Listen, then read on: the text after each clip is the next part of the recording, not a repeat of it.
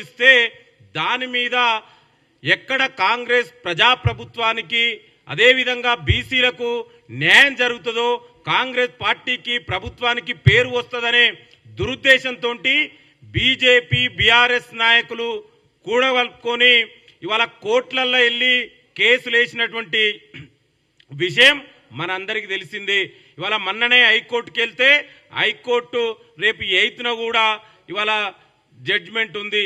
అదేవిధంగా ఇవాళ మళ్ళొకసారి కొంతమంది కావలసుకొని బీజేపీ బీఆర్ఎస్ నాయకుల ప్రోద్బలంతో ఇవాళ సుప్రీంకోర్టుకి వెళ్తే సుప్రీంకోర్టు ఏదైతే ఇవాళ కేసుని డిస్మిస్ చేసిందో తెలంగాణ ప్రజల తరపున ప్రత్యేకించి కాంగ్రెస్ పార్టీ తరపున బీసీల తరపున సుప్రీంకోర్టు ఇచ్చినటువంటి తీర్పును స్వాగతిస్తున్నాం.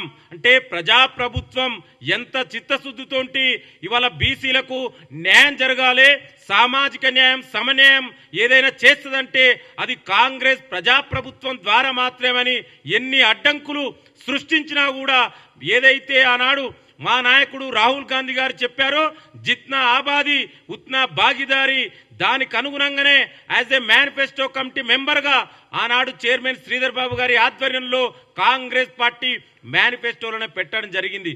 ఇవాళ దాన్ని ఫుల్ఫిల్ చేయడం కోసం బీసీలకు న్యాయం చేయడం కోసం ఇవాళ రిజర్వేషన్ ఇస్తే దాన్ని అడ్డుకోవాలని మొదటి నుంచి ఇవాళ బీజేపీ బీఆర్ఎస్ నాయకులు కుట్రలు చేస్తున్నారు. ఖబర్దార్, ఇప్పటికైనా బీజేపీ బీఆర్ఎస్ నాయకులారా మీ కుట్రలు కుతంత్రాలు ఇప్పటికైనా ఆపండి, మీరు కోట్లకు పోకండి. దయచేసి బీసీలకు ఇవాళ నోటికాడికి వచ్చినటువంటి అవకాశాన్ని కాలదన్నొద్దని మరొకసారి విజ్ఞప్తి చేస్తున్నాం. ఇప్పటికైనా మాకు కోట్ల మీద నమ్మకం ఉంది, విశ్వాసం ఉంది.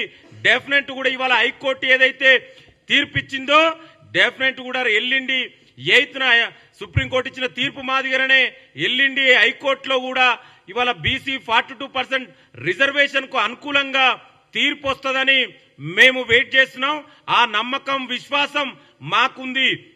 ఎందుకంటే కాంగ్రెస్ ప్రజాప్రభుత్వం మొదటిసారిగా దేశ స్వాతంత్రానంతరం అంటే 1931 తర్వాత మొదటిసారిగా కులగణ శాస్త్రీయబద్ధంగా కులగణన చేసి ఒక డెడికేషన్ కమిషన్ ఏర్పాటు చేసి బ్యాక్వర్డ్నెస్ ఆధారంగా ఇవాళ జనాభా తమాషా ప్రకారం బీసీలకు రిజర్వేషన్ ఇస్తే దీన్ని తట్టుకోలేక, ఎందుకంటే గతంలో ఉన్న రిజర్వేషన్ తగ్గించినటువంటి 33% స్థానిక సంస్థల్లో బీసీలకు రిజర్వేషన్ ఉంటే దాన్ని తగ్గించినటువంటి చరిత్ర బీఆర్ఎస్ కల్వకుంట్ల కుటుంబం కేసీఆర్ది.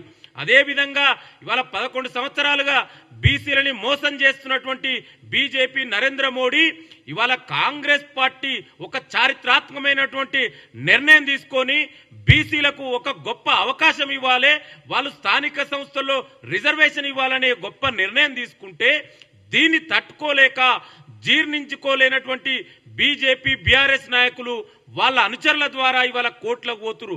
ఇప్పటికైనా సుప్రీంకోర్టు తీర్పు మీకు బీజేపీ బీఆర్ఎస్ నాయకులకు కనువిప్పు కలవాలని కోరుకుంటున్నాం. ఇప్పటికైనా మీరు మారండి. బీసీలకు ఏదైనా న్యాయం చేయాలంటే అదొక కాంగ్రెస్ పార్టీ ప్రభుత్వం ద్వారా మాత్రమే సాధ్యమవుతుంది. ఇవాళ మీరు చూశారు, నిన్న ఇవాళ తెలంగాణ మంత్రులు డిప్యూటీ సీఎం అదేవిధంగా ఇతర మంత్రులు ఢిల్లీకి వెళ్ళి ఇవాళ ఏ విధంగా ఇవాళ ప్రభుత్వం తరపున అక్కడ వాదనలు వినిపించడానికి ప్రభుత్వం తరపున ఉన్నటువంటి అన్ని చర్యలు తీసుకుంటూ ఇచ్చిన మాటకు కట్టుబడి 42% రిజర్వేషన్ ఇవ్వాలనే ఇవాళ ప్రజాప్రభుత్వం యొక్క నిర్ణయాన్ని ఎంత చిత్తశుద్ధితో ఇవాళ ప్రభుత్వం ముందుకెళ్తుందనేది మనందరికి అర్థమవుతుంది. దయచేసి నేను మీ ద్వారా కూడా మరొకసారి తెలంగాణ ప్రజలందరికీ కూడా విజ్ఞప్తి చేస్తున్నా, బీఆర్ఎస్ నాయకులు బీజేపీ నాయకులు చేస్తున్నటువంటి కుట్రలు గమనించండి. ఇప్పటికైనా మీరు మేల్కోనండి. కాంగ్రెస్ పార్టీ చిత్తశుద్ధి ఉంది. డెఫినెట్ కూడా 42% రిజర్వేషన్ అమలు చేసి మాత్రమే స్థానిక సంస్థల్లోకి వెళ్తాం. దయచేసి బీజేపీ బీఆర్ఎస్ నాయకులారా మీరు ఈ రిజర్వేషన్ అడ్డుకోకండి. తెలంగాణ చరిత్రలో ద్రోహులుగా మిగలకండి.